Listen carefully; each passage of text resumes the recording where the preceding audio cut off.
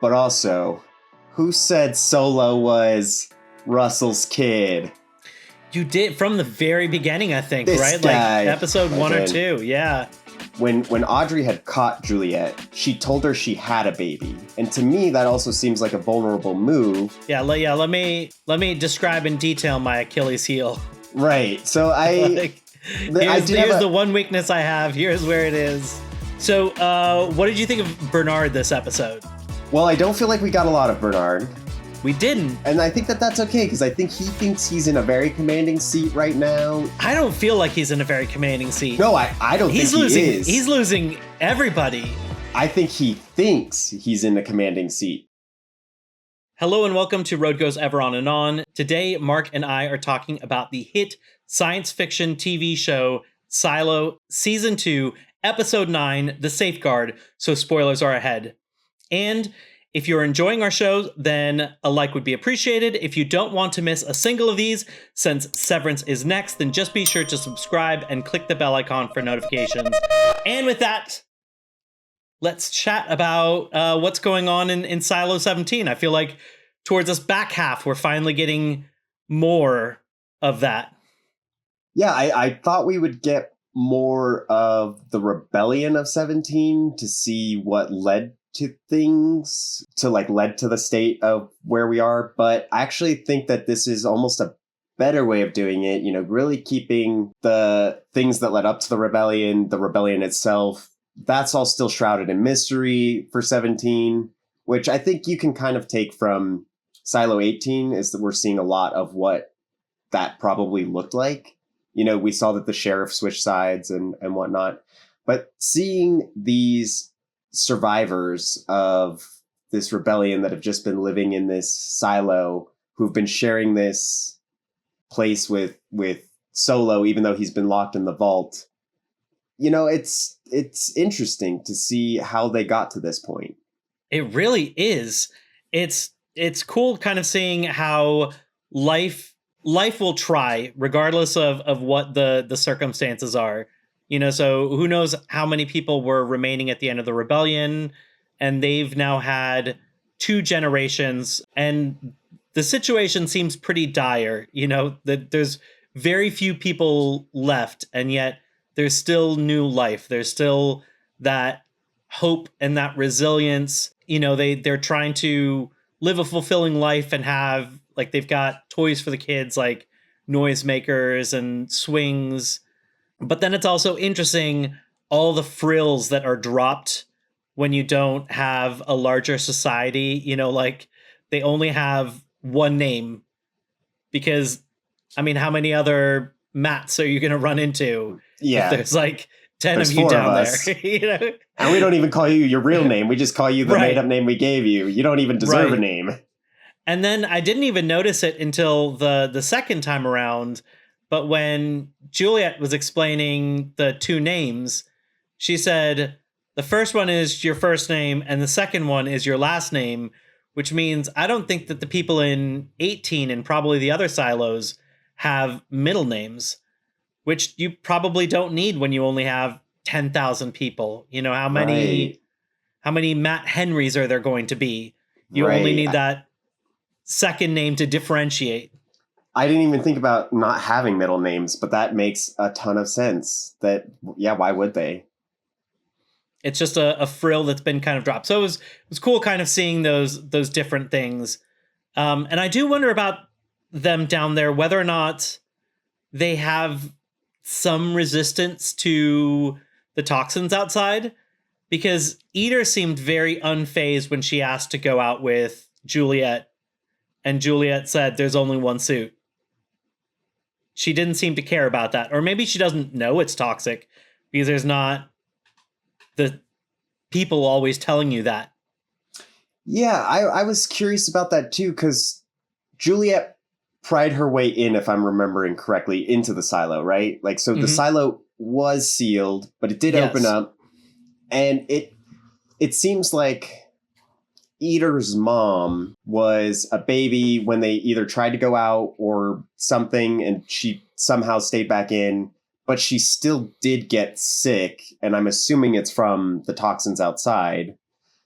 So and still we heard Solo say that one time, like, it comes and goes. So Right. I am very curious about the toxin overall. Definitely. I also like the look into Solo's vault. And one of the ones that really kind of caught my attention was a painting that showed perspective, things that we take for granted, where it had things very close in the foreground and things far away in the background. And it actually drew a line from the bottom of a close tree to the bottom of a far tree, and from the top of the close tree to the top of the far tree, so that you can see that things get smaller as they get farther away. And I know you can see that over short distances.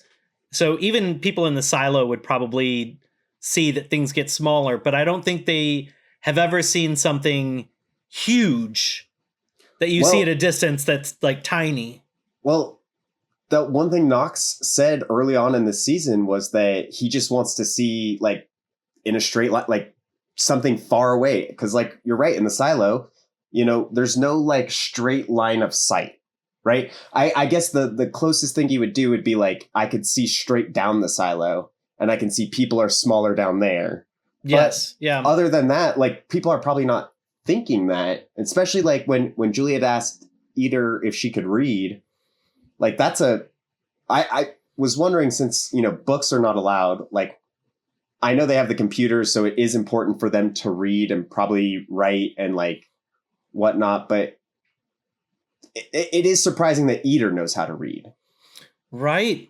Like, why would she need that ability to learn to read? I guess she could be bored, and especially because Silo 17 doesn't have any books. Like, why would she learn to read and write? Right. That's a good question. I mean, I guess even if they don't have books, they still would have stuff on the computers.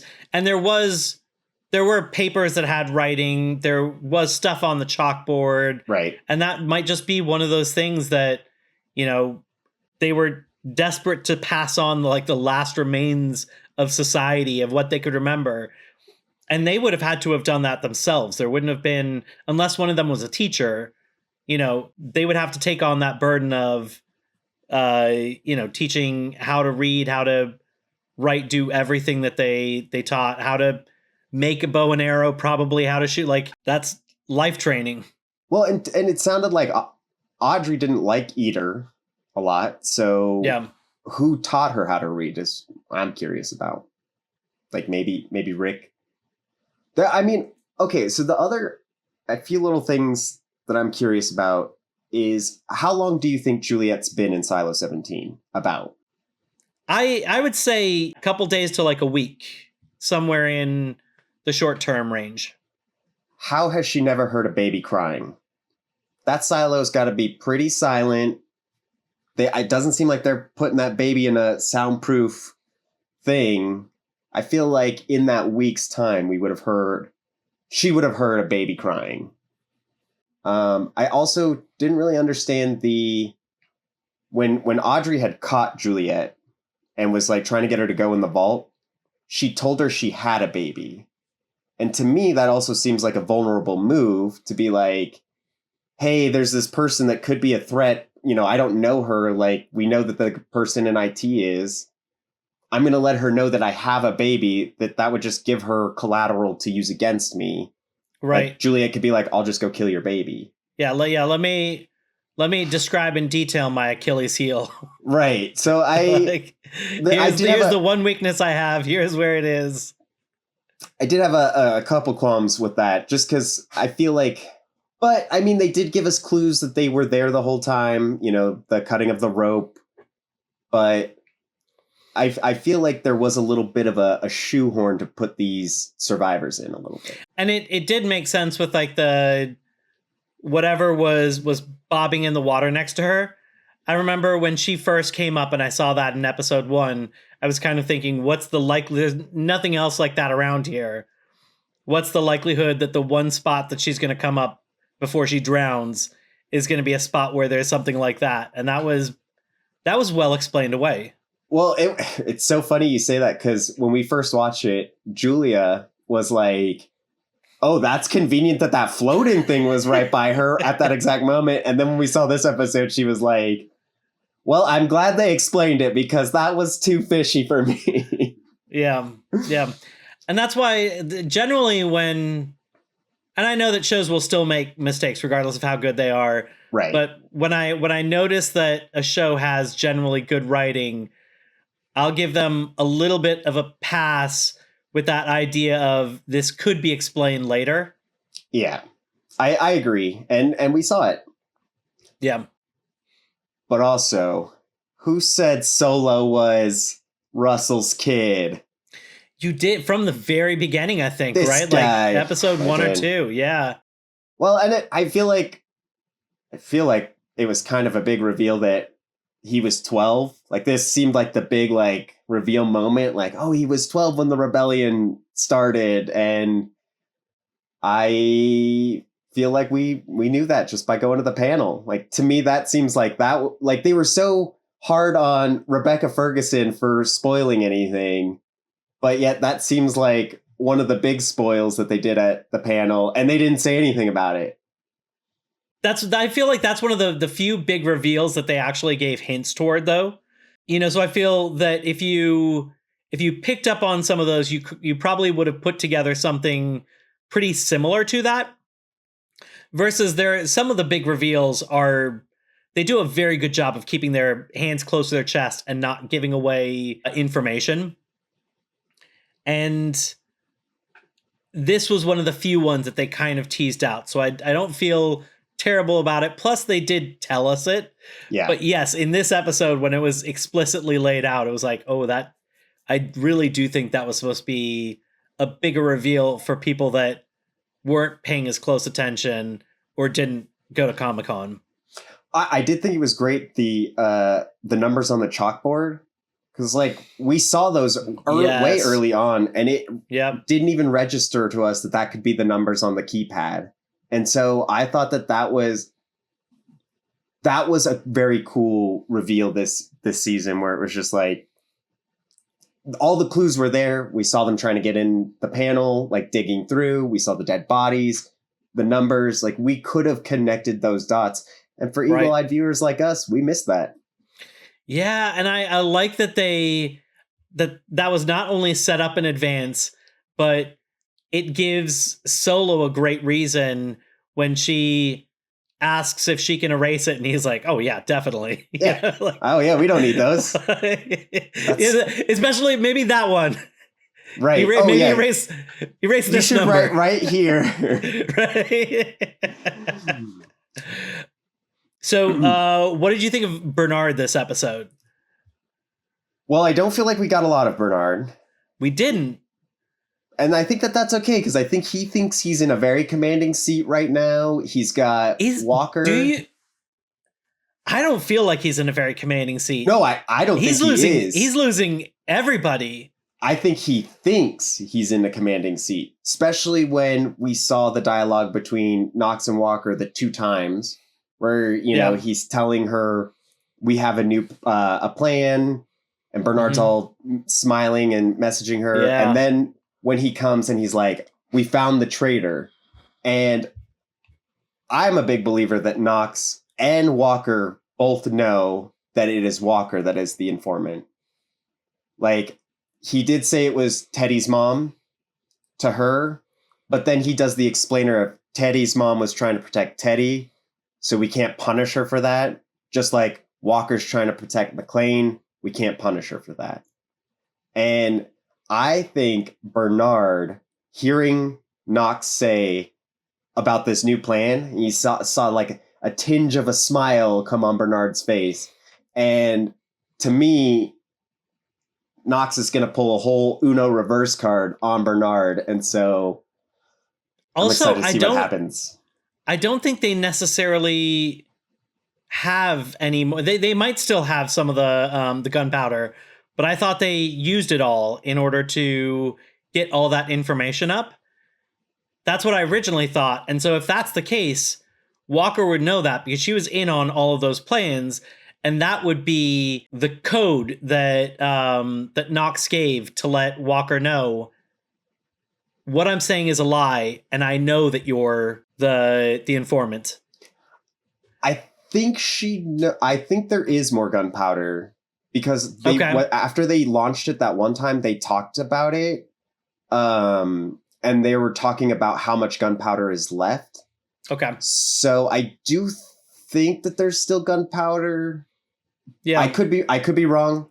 Don't come at me in the comments. I'm sorry if I'm wrong.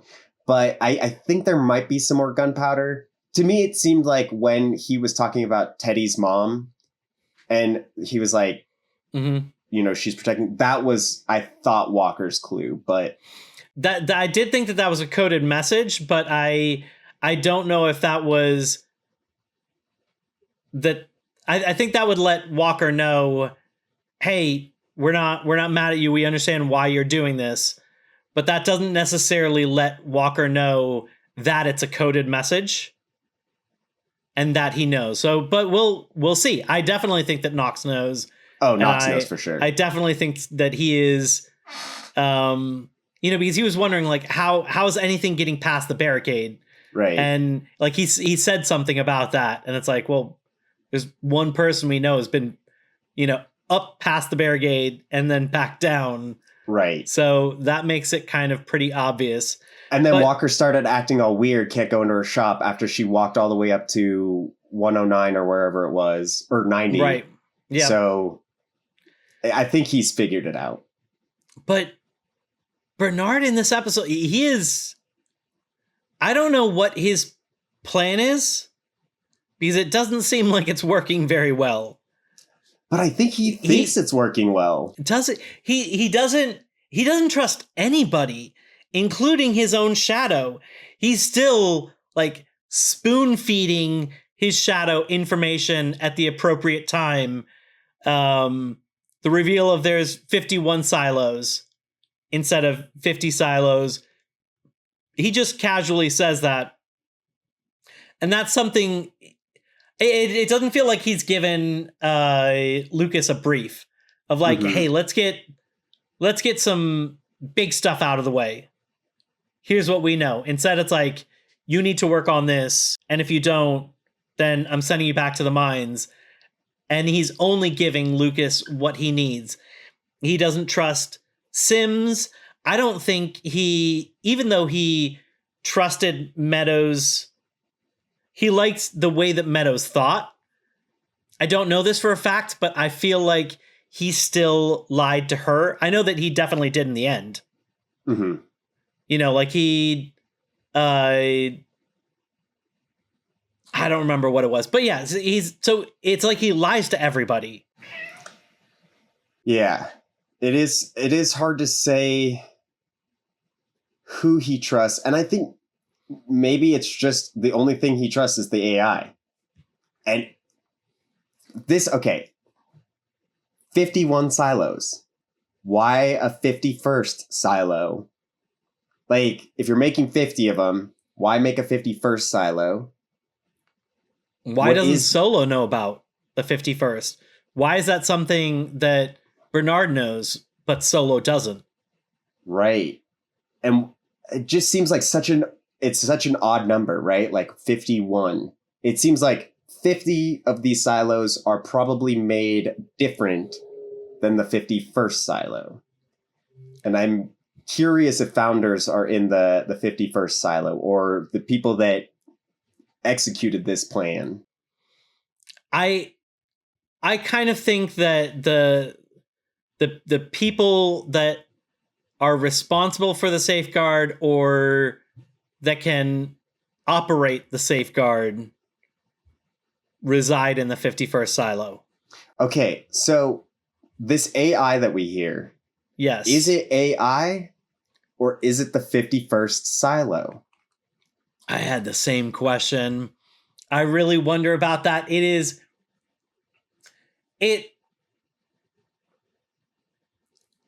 processes questions so naturally. It gives answers in a very natural way.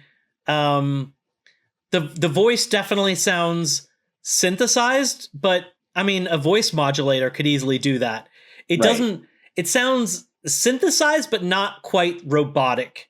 Yes. It does have a little bit of an even cadence that you normally wouldn't quite hear in people, but I haven't heard anything off where it's like, oh, that's one of those things that like a robot does that a human doesn't. It just sounds like it's kind of like an even cadence, and like it's possibly going through a voice synthesizer. So for me, it's a toss up either way. AI, or they're being watched and somebody's at the mic to deal with questions. You know what it reminds me of? What's that? The Wizard from The Wizard of Oz. The Wizard from The Wizard of Oz. Like we said, that could have been Bernard, but Bernard could just be the top commander of Emerald City, and the Wizard of Oz is the actual, the actual guy running the program. Like when I heard the voice talk to Lukas, it seemed like, to me, if it was like an AI that's just like supposed to talk if somebody's down there, to be like, you need to go. One, it's able to sense who it is, and it says that George Wilkins was here, and they were like, he didn't even speak to George Wilkins. Right. Like, spoke to two IT shadows or IT, but wouldn't speak to just a common person like George Wilkins. Like, if it was an AI, I mean, I guess you could program that, but to me, it feels like somebody was watching it, right? Like somebody's watching the door. And what is the purpose of the door? I don't know, but that tunnel looked more like the type of tunnel that you would see that deals with liquid of some type, whether or not that's sewage or water or whatever. It had that kind of like round shape. It was well fortified kind of concrete that you could see from the outside. And that door is the same kind of ceiling door. I know that you see that in a bunch of places, like especially leading to the outside, because you want to create a good seal. But that is also the type of seal that you see often when you are separating liquids from other liquids or non-liquids. Or I wonder if the safeguard was triggered in 17, and that was like the pumps being turned off, so the waters rise. Well, we did see that mechanical was mechanical flooded the generator. Because remember, in the very beginning of the first episode, it said we're going to flood the generator in 15 minutes. Did it say we're going to, or I thought it said the generator is going to flood in 15 minutes? Well, it did. I assumed that they did it, but I think the safeguard, I agree. I think the safeguard is the flooding, and that's why they have pumps on so many levels that pump it down. And even Lucas Kyle talked about the pumps at the very bottom that mechanical doesn't even know about. Right. Which also make me think that door is a door that people do go through. Like if Silo 51 is connected to all of these silos, and they maybe have a maintenance team that comes and fixes those generators at the very bottom of the silo, or the pumps at the bottom of the silo that they don't know about. And that could be, I mean, if there is a silo that's wising up to the bigger picture, that could be a way to eliminate them. If there is a group of people that want to, if it does connect to all the silos or to a specific silo like 51, that could be an easy way to prevent people from doing it, since people don't know how to swim in the silos, is just flood the silos. Right. Because I feel like the safeguard, like we already know that they can't go outside, right? And if people try to rush and go outside, the safeguard's not necessarily activated, but the safeguard would be activated down at the bottom. And I think the best way to get rid of people that are prying too much, flood it. Yeah. I don't think that mechanical turned on those pumps, because to me, the person that was leading the rebellion, the sheriff, he didn't sound like he actually wanted to go outside. He said to his wife something um, like, does it matter, or there's no choice, or something like that. Like, to me, it sounded like everything's flooding. We're going to die if we stay in here. So if Russell is right that it's toxic outside, we die. Either way, we die. If Russell is wrong, then we survive. So that's like literally the only way to live is by going outside if Russell is lying. But every other scenario, it's death. So it's like, why not? Well, see, so I took it as since the rebellion had started, and they were trying to push their way out. Remember in the first season when they were trying to cool the generator? Yes. And Juliette's in the water there, and there was Yep. like a hatch. Yeah. And it seems like they could fill water in there. That's what I thought. And I thought that maybe they chose to flood the generator so that they could force Russell's hand. And since they've, flooded the generator, they took out life support, they took out all of the necessary functions of the silo. Then it was like, look, we played our hand. We said we're going to flood the generator because we know outside is safe. And this is going to force Russell's hand. Then after they flushed it and Russell didn't open the door, then he's like, well, I guess outside's our only option. So I don't know. I hope we get more of it. I want to know. I know. I really like these characterizations that we're seeing. So it's nice seeing some of the additional characters being fleshed out that weren't fleshed out quite as much in season 1. We've already said this a little bit.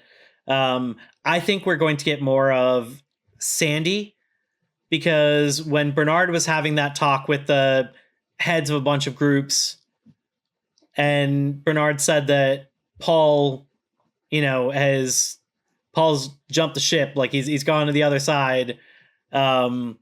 She seemed like she wasn't buying it, because I think she knows, like, he's of all the rule followers, he is the one that does it the most. Right. Like, I mean, that does sound outlandish. Like, they hired him for sheriff because he is such a rule follower. And you're going to tell me that it was his idea to blow the door? That's not very Paul Billings. So I do think that the cracks are crumbling. And I liked Sandy. And so I think we're going to get more. And I'm interested in seeing more. Yeah. I like seeing more of Camille. And I could just be like holding on to this theory too much. It's possible that she just wants to survive and or do the right thing by her son. I do still kind of feel like she has some type of ulterior motive and is just really clever about manipulating Sims. Because, she told Sims, like, we have to choose a side. And I think he knows that he's not going to get in Bernard's good graces again. And he can see that the Down Deep has some good points. And also they're possibly going to win. So, if he wants his son to live, he might want to side with them. But then I really like, and I could just be reading into this, and this could be, like completely innocent. But when she's like, they're going to need somebody to lead them, and Sim says they're not going to trust me, and she just like right away is like, well, then I will.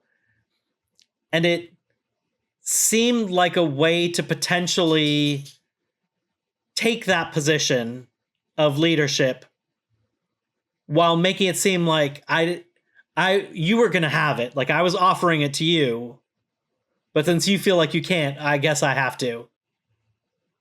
Yeah, she did seem like she was trying to do it in a very like, oh, I don't want this. But she has been seeming a bit of a more mastermind person from the beginning. So I definitely could see that.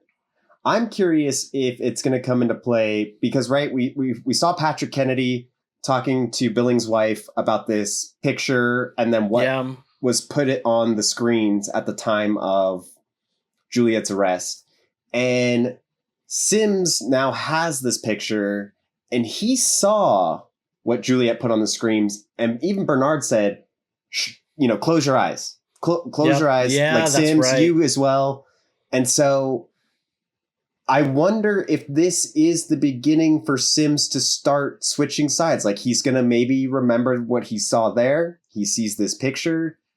And I could see that's Common's performance. He makes you hate him. He makes you love him. It's a very good character. And I'm excited to see where they go with it. It's so good. And it makes me wonder. I don't even know if Bernard completely has Amundsen on his side.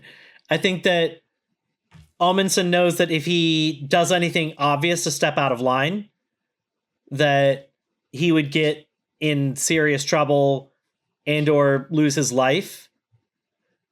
But I don't think that he's even necessarily 100% behind Bernard, because he even tells, at first he like strong arms Lukas with the whole like, if what's best for your life is if you leave me alone. Yeah, don't touch me. But then he does drop the hint of, Bernard told me not to let anybody bug him. And that's more information than he needed to say.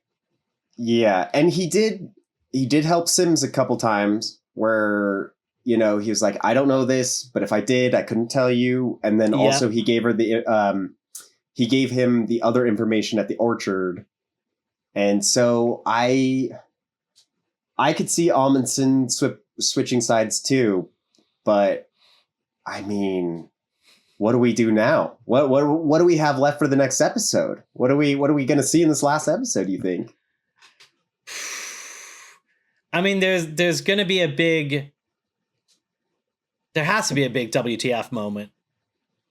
And I think we could possibly see what you were originally saying, which is the start of the rebellion that is barely quelled by Juliette getting back. I thought she might have gone down to the door and got through. I don't really see that happening now. I think it is going to be, she's going to have the suit. Which, funnily enough, when she found that suit that was IT's suit, I thought to myself, when she looked in there and Julia asked me, she was like, what do you think's in that? I was like, I think it was a suit. But I thought it was her suit that Solo was hiding. But then it didn't make sense that she wasn't going to use it right then. And then there was the whole moment where her and Solo had a touching moment, which I thought was well earned. I thought that was a well earned moment. Yeah, and it was nice seeing her. I mean, she's going out of her comfort zone and helping to fix people, not just physical problems, and she's getting better at that. Like she's become, she was somebody that skirted all types of leadership. Like she just wanted to do her own thing in the generator and maybe teach Coop, her shadow, to taking this position as a sheriff only because she wanted answers about George, not because she cared about anybody around her. And she kind of hurt and pissed off the people around her. She pissed off Sandy. She pissed off the deputy. She made like a begrudging pact with Marnes about like, look, I will, if you help me, and like she started with her, if you help me do this, then I will help you, with figuring out what happened to Mayor Johns. And now she's like, but she wasn't a leader. Right. She even ignored the radio when she was needed at one point because she was busy figuring out what happened to George.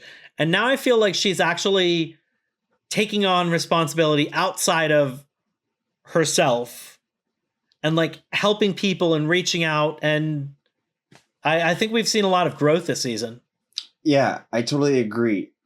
going back to Mayor Johns, I'm glad that we finally got the reason why she was killed, because that never made sense to me, because she was the first death after the 2 cleanings, right?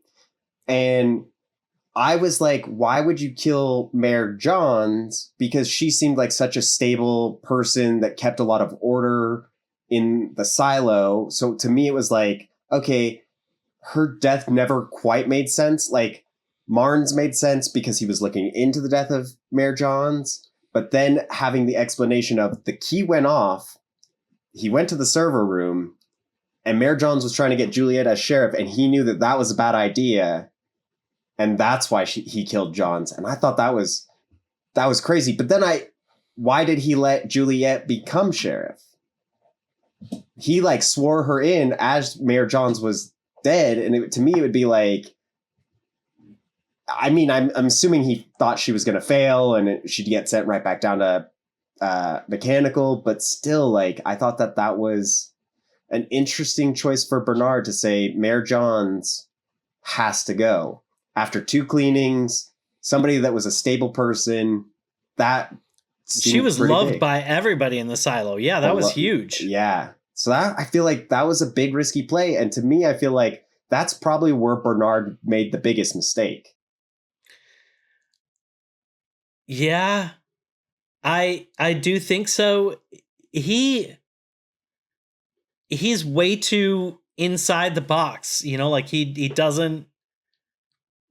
can't see outside of the rules that he's been told. You have to do this, and this. Well, that's why I wonder if 51 told him, because if he had the key blinked, he went to the server room, and then he said Mayor Johns had to go. So if the key blinked and Silo 51 or the AI said, hey, you got to go kill Johns, she's causing problems, and Bernard is such a like, I got to make sure the silo's working. Oh man, I'm excited there's 1 episode left, but I'm also sad there's 1 episode left, and I feel like we got so much this season. Yes, we got so much, but it was just like last season. It was teased out slowly over a period of time, while also adding new mysteries to the mix. And the reason that I'm not too sad that it's all coming to an end is because we have the Christmas/birthday gift of Severance right on its heels. So I will have something to distract myself with, which I do like Severance more. I love Silo, but 100%. Severance like has my, so I'm excited that I'm gonna be distracted. Yeah. And so I don't think I'm gonna notice until once Severance is gone, then I'll be missing both of them. And then I'll be like, oh, now I'm sad. I agree. Severance is way better than Silo, but I was happy that this second season of Silo, I even liked more than the first season of Silo, and I loved the first season, but I do love Severance a lot more, and I think that this next season is going to give us so much, and I'm so excited for it. I can't wait. Yeah. But with that, I think our journey has come to an end for Silo episode 9, The Safeguard. Come back next week as we will have a double episode. We will be tackling Silo season finale as well as Severance episode 1. So a little treat for you guys. Get excited. We're excited. But until then, I'm Mark. This is Sterling. Thanks.